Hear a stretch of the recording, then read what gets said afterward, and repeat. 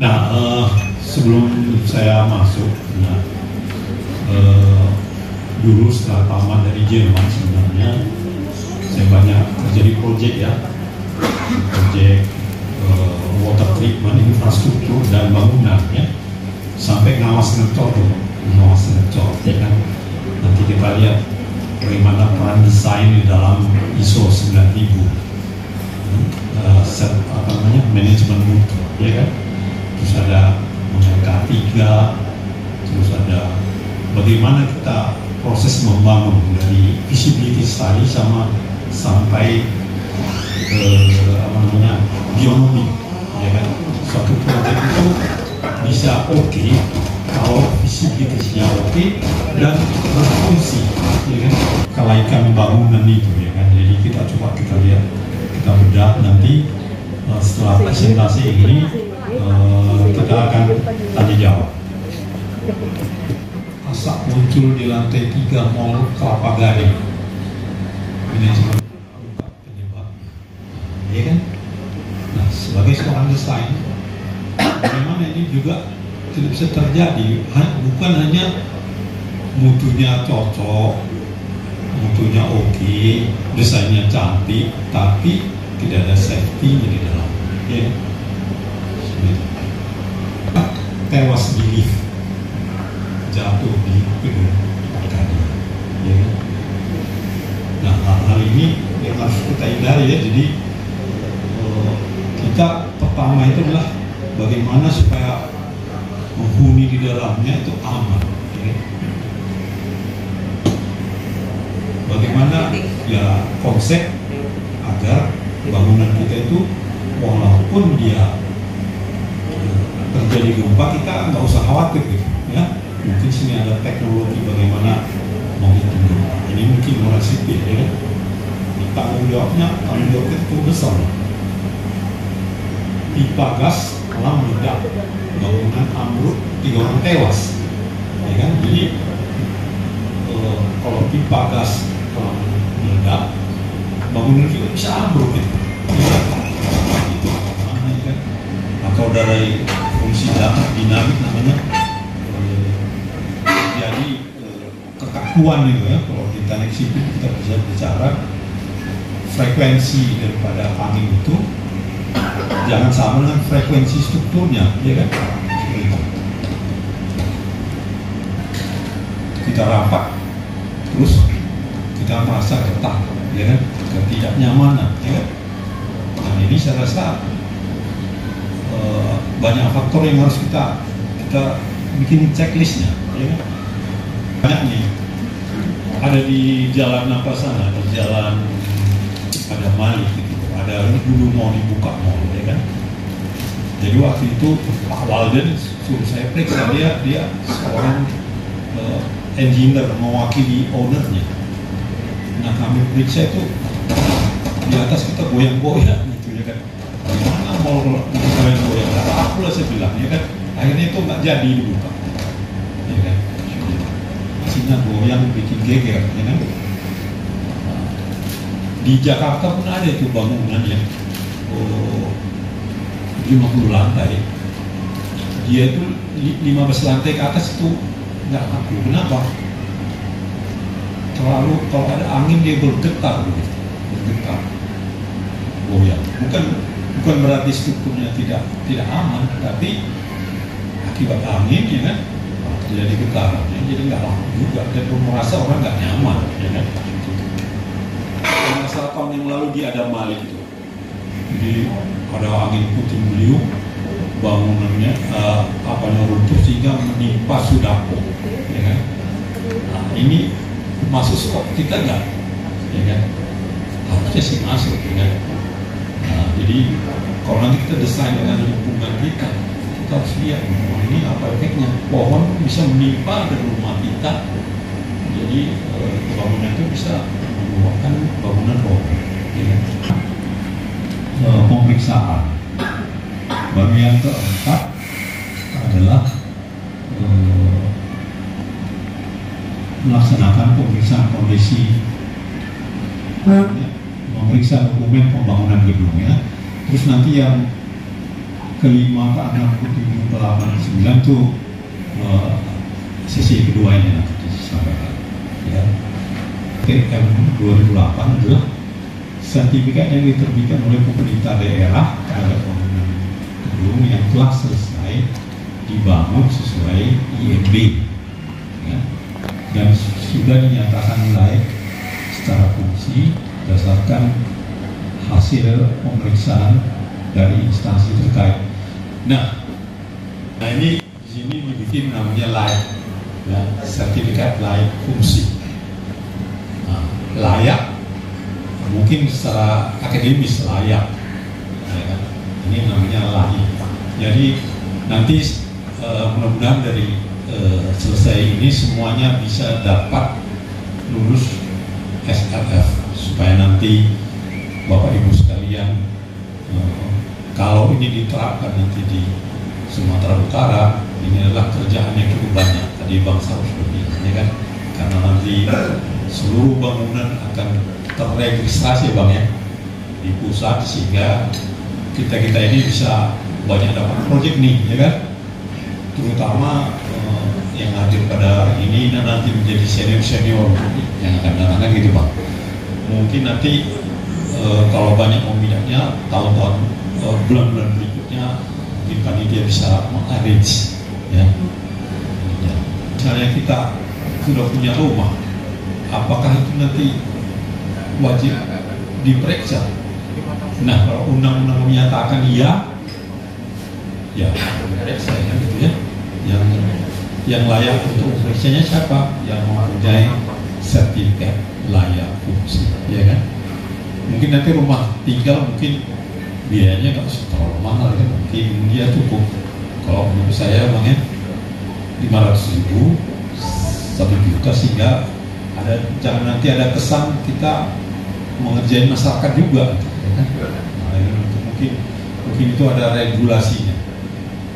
Kalau misalnya Danau Toba ini, Hotel Danau Toba ini juga berfungsi, mungkin ada sistem RPL yang mungkin, bayangan saya, ya.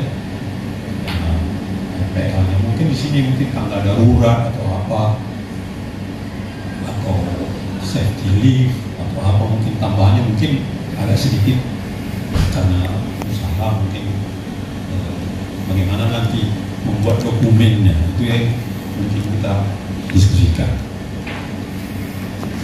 Tiba-tiba didesainnya misalnya untuk usaha, unit usaha, tiba-tiba dijual, dijadikan rumah sakit, apakah itu layak? Nah, gitu, ya. Nah, di sini ada solusinya dibikinnya. Mungkin strukturnya, bebannya kan beda-beda. Kalau rumah mungkin 200 kg per meter persegi, ada di SND itu. Kalau toko atau apa, ya, kalau rumah sakit kan tinggi, mungkin jalan keluarnya harus diretrofit dulu, ya, diperkuat dulu dia, baru. Nah, di sini ada rekomendasi, kalau fungsi dia mungkin melakukan ubah sesuai atau retrofit, ya, ada jalan keluar, bukan dibongkar, ya, bukan dibongkar seperti itu. Tapi ini menurut saya nanti kalau seorang desainer dari mula-mula mendapatkan proyek harus diskusi dengan ownernya, ini bangunannya mau dijadikan apa, dicatat itu di desain reportnya. Ini mau jadi rumah tinggal setuju, tanda tangan, ya kan? Kalau nanti dirubah jadi fungsi, itu kalau mau di literaturnya coba dilihat, ya, tahapan proyek itu kan ada 5, ya. Jadi kalau ini untuk arsitek, untuk sipil, untuk FE, ini pantas dipahami. Ini dulu saya pelajari waktu saya bekerja di PT Engkona Engineering, itu ada namanya Pak Mukhtar Peju, ya kan? Itu menerangkan sangat detail apa itu tahapan proyek supaya kita bisa mengerti. Nah, pertama itu adalah feasibility study, ya kan? Jadi proyek itu jalan jika feasibility study-nya oke. Kalau enggak, stop. Nah, contohnya begini, Danau Toba ini visible nggak ini? Nyatanya visible, sebenarnya sekarang jalan. Ya. Universitas Sumatera Utara visible nggak? Visible, sampai sekarang jalan. Terus kalau kita lihat terminal bus di Lubuk Pakam jalan nggak?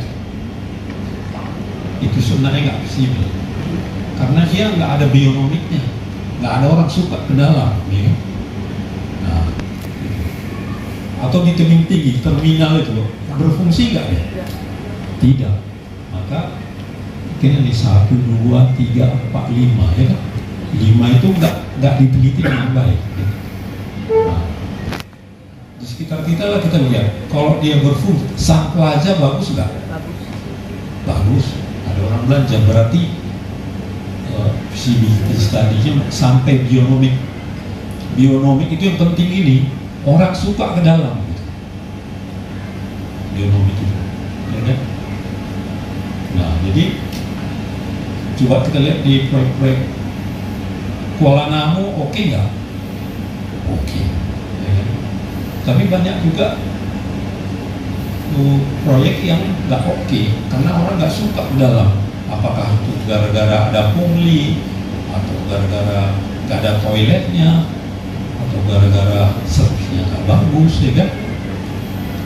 Nah, itu artinya, ya, jadi waktu visibility study itu harus memikirkan desain, harus memikirkan procurement, harus memikirkan operation, ya, harus memikirkan geonomi perilaku manusia. Ya. Misalnya MRT Jakarta, jalan nggak? Ya. Jalan, ya kan? Berarti visibility-nya oke. Ya. Nah, kemudian dari 1 sampai 5 ini itu banyak yang terlibat, ya? Pak siapa namanya nih Pak? Pak Niki. Pak. Nah, jadi arsitek kita itu baik yang di USU maupun di mana-mana gitu. Menurut saya ciptakanlah yang arsitek yang banyak Pak, ya. Karena kalau bangunan namanya the commandant is arsitek. Saya lihat juga kadang-kadang arsitek kita kadang-kadang larinya kadang-kadang udah ke ilmiah, kelima bukan ke arsitek lagi, padahal kita butuh arsitek-arsitek andal, ya kan? Nah, kita orang sipil ikut di dalam timnya, ya, orang ME, orang apa namanya, teknik lingkungan itu mendukung seperti itu, ya. Nah, dulu kami diajarin begini Pak, waktu di proyek ini ada hubungannya dengan yang tadi Pak. Sistem kita desain itu, misalnya tadi senior arsitek harus oke, yang draftman-nya harus oke, tanda tangan semua, supaya sistem apa tadi inspirasi dari arsitek itu semuanya terjadi di dalam desain, jangan buat nanti lari. Jadi bagaimana sistem manajemennya di situ, ya? Nah, itulah yang harus dibahas di dalam.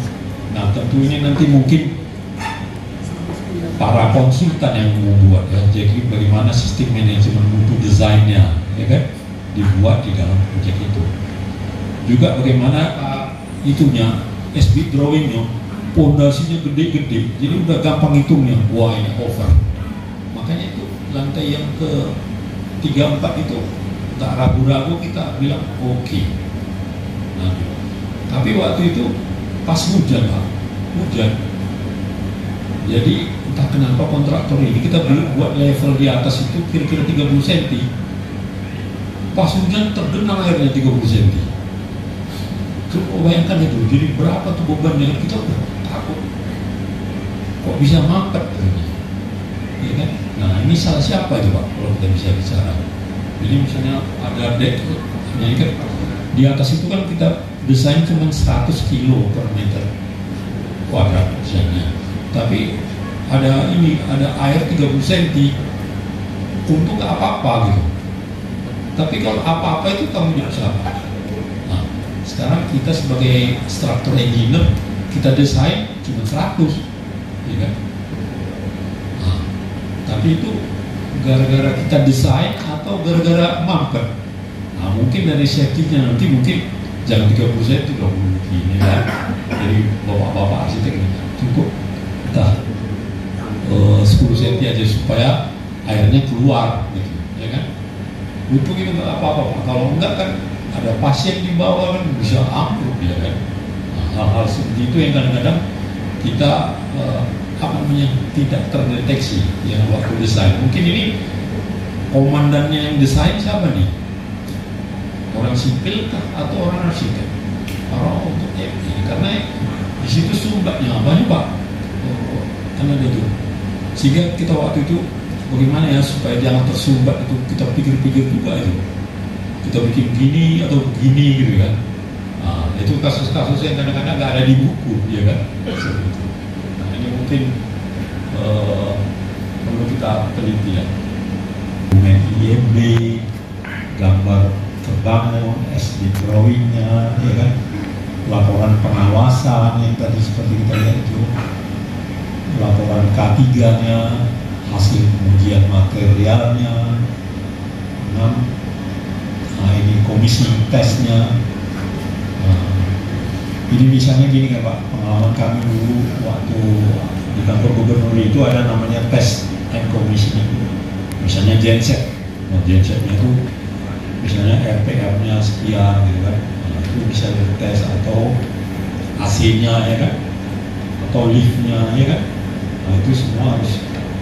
Cuma tadi benar kami dengan Pak Janter kemarin ini kenapa nggak terlibat orang ME ya, mungkin nanti kita diskusikan masa arsitek sama sipil aja gitu. Nanti kita diskusikan, atau dia masuk dalam tim ya kan, karena kalau nanti udah bangunan tinggi pasti tadi kan bisa meledak apanya, bisa gensetnya kurang dan sebagainya kan gitu Pak. Tadi masih yang umum gitu kan. Terus 7, manual pengoperasian, pemeliharaan dan pengawasan bangunan dan sebagainya, ya kan? Gitu. Ya. Kita lihat desain reportnya. Nah, Bapak arsitek ya Pak, kalau kita membangun ada nggak kriteria desain? Pasti ada kan Pak. Misalnya Danau Toba ini berapa penduduknya, tamunya, berapa harus luas parkirnya. Misalnya kalau ada 4 orang, parkir satu bayar. Apa dia? Kalau kita desain bangunan kan ada itu. Dengan Pak Tafif kita dulu diskusi ya. Kalau ada 5 orang, kalau nggak salah harus ada minimum 1 parkirnya di bawah. Kalau 10, bagaimana gitu? Kalau nggak nanti parkirnya di jalan. Ya kan banyak sekarang hotel di jalan gitu kan, sehingga mengganggu orang lain. Nah, seperti itu harus ada hitungannya di arsitek. Ini contoh aja Pak ya. Struktur juga demikian. Soil investigation-nya juga gimana, mechanical-nya. Ini juga misalnya Pak, tangga darurat ya Pak. Jadi kan gawainya arsitek ya. Tangga darurat itu kalau bisa dia di 30 meter harus ada tangga darurat. Kalau di rumah sakit dia harus bisa bednya itu jalan terus tangga darurat ini ya kan. Nah, seperti itu. Itu harus dia ada di reportnya dia arsitektur. Strukturnya tadi misalnya gempanya supaya jangan ambruk bangunannya, zon berapa, cara hitungnya gimana, bebannya gimana ya kan. Terus ini juga ini memperhatikan juga nih soal investigation. Banyak bangunan dulu Pak kami cek dia berani membangun itu tanpa soal investigation. Bijaksana nggak Pak? Hanya menghemat satu sondir ya. Itu banyak ini. Terus datanya pun di teka-teka pun banyak ya kan. Nah, seperti itu. Mechanical, menghitung liftnya, menghitung plumbingnya ya kan, menghitung reservoirnya. Ya. Misalnya kalau ada kamar mandi bocor, itu tanggung jawab siapa? Ya. Mungkin orang mechanical yang harus ada hitungannya itu kan. Mungkin pipanya harus diameter sekian, elektrikalnya ya kan. Nah, di sini katakan administrasi yang baik menggambarkan di dunia lain. Itu administrasi. Jadi kalau ada gambarnya itu, mungkin kita agak enak sedikit. Tapi kalau nggak ada gambarnya nanti gimana Pak? Kami pernah juga ini contoh pengalaman Pak. Bapak tahu Sun Plaza kan?